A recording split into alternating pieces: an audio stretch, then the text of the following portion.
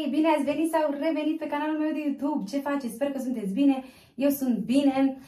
Pentru cei care nu știu, mă numesc Rebecca, locuiesc în Anglia de 11 ani și astăzi vreau să vă arăt ce mi-am mai cumpărat eu. Nu mi-am cumpărat foarte multe lucruri. Am fost weekendul trecut în Bicester Village.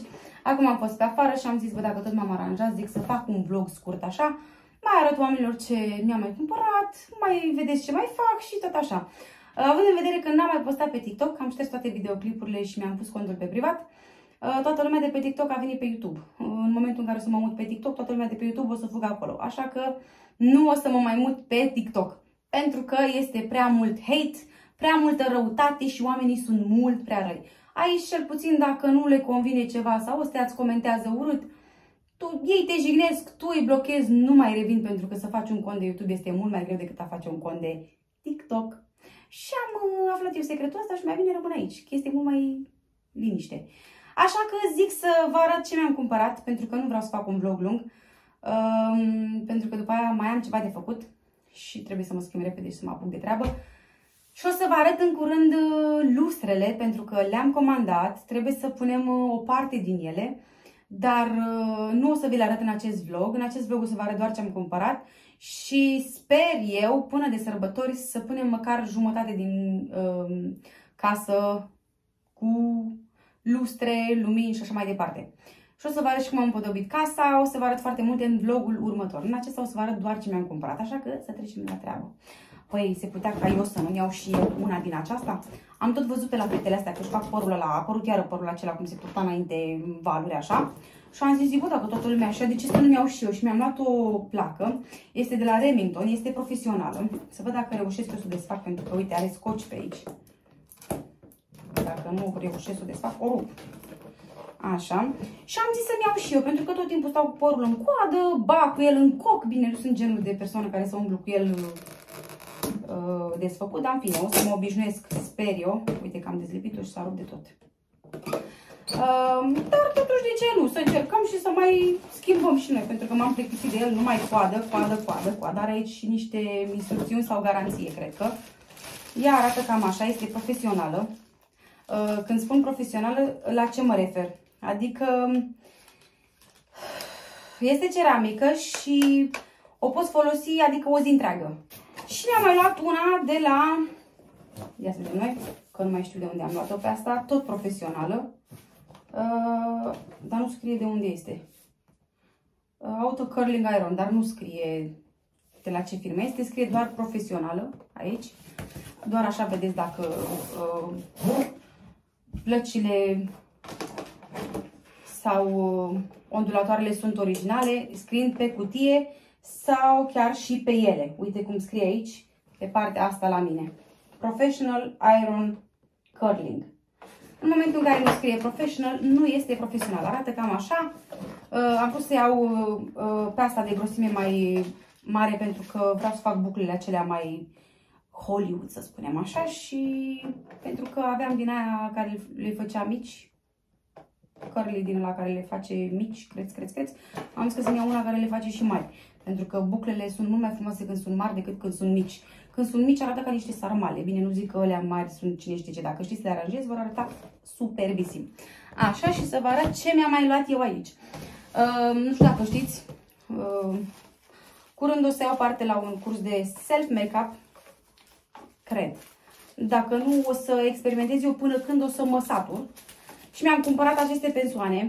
Sunt cumpărate de, cred că, 10.000 de oameni pe Amazon. 10.000 plus. Așa mi-am dat seama că sunt foarte bune. Și le recomandă chiar până și cei care nu au habar de a machia, cum sunt eu, gen. Așa că, de ce nu, am zis că o să îmi iau și eu. Aici mi-am luat o cămașă. Pentru că tot timpul, de fiecare dată când treceam de acolo, vedeam această cămașă, dar niciodată nu mi-a trecut prin cap să o încerc. Și spuneam, vai, dar ce urâtă e, ce largă e, ce nu știu cum. Ce credeți? Când am luat-o pe mine, e superbă și mai ales că eu am curea, tot de la aceeași firmă. Ia uitați. Ce-mi place la ea este că are buzunare. Nu știu dacă mă înțelegeți. Are buzunare, fraților, ia uitați. Deci mi-a plăcut atât de tare, ia uitați ce fain. Mi-a plăcut atât de tare când am văzut-o și când am probat-o după aceea. Și uitați de ce zic, pentru că am exact ca ea, am vreo 2-3 curele. Ia uitați. Și am zis, păi nu trebuie să am matchy-matchy. Cine mai e ca mine? Matchy-matchy. Și mai am una. Dar de partea cealaltă. Nu mă mai duc să o mai scot pentru că nu are rost. Îmi plac chestiile matchy-matchy. Și așa că, ce să vedeți, mi-am luat și eu faimoasa cămașă. De-abia aștept să o port. Cred că o să fie purtată la ziua mea de naștere. Curând fac 30 de ani. Nu știu dacă nu înțelege cineva. La mine, cu cât se apropie de ziua mea de naștere, cu atât sunt mai agitată. Parcă, nu știu ce se apropie, parcă zici că cine știe ce se întâmplă. Dar cert este că am mai trecut un an. Și fac 30 de ani și eu încă sunt copilăros. Nu este un lucru rău, să nu mă înțelegeți greșit. Să fii copilăros nu este un lucru rău. Și mi-am mai luat aici ceva. Eu nu am desfăcut pentru că am ținut să desfac cu voi. Are aici, uitați, această etichetă care este lipită, văd că maxim. Vedem dacă reușesc eu să o dezlipesc, că am unghiile astea. Dacă știți, ele erau Mountain Square, vârf de munte, așa le spun eu. Ia uitați că s-a luat totul. Și eu le-am făcut așa drepte, pentru că mi erau foarte incomode. Hai să vedeți și voi ce avem aici. Nu știu ce am mai desfăcut eu fundița asta, pentru că nu avea nicio treabă. Aici este bonul. Și ia să vedeți ce se află aici. Ne-am luat o curelușă superbisimă. Și vor mai urma vloguri din acestea superbe.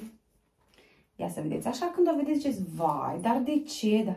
Este foarte frumoasă în realitate. Merge foarte tare la rochi. Uite, chiar și la ținuta pe care o am eu. Ia uitați cât de frumos s-ar vedea. Ia uitați aici o pată de culoare. Bine, pe pantalon negru se vede mult mai ok. Dar îmi plac aceste detalii din lateral. Mie mi-a plăcut foarte tare. Așa că mi-am luat-o. Mai că nu voiam să plec de acolo. Pentru că era singura care mai era în stoc. Și așa că am luat-o eu.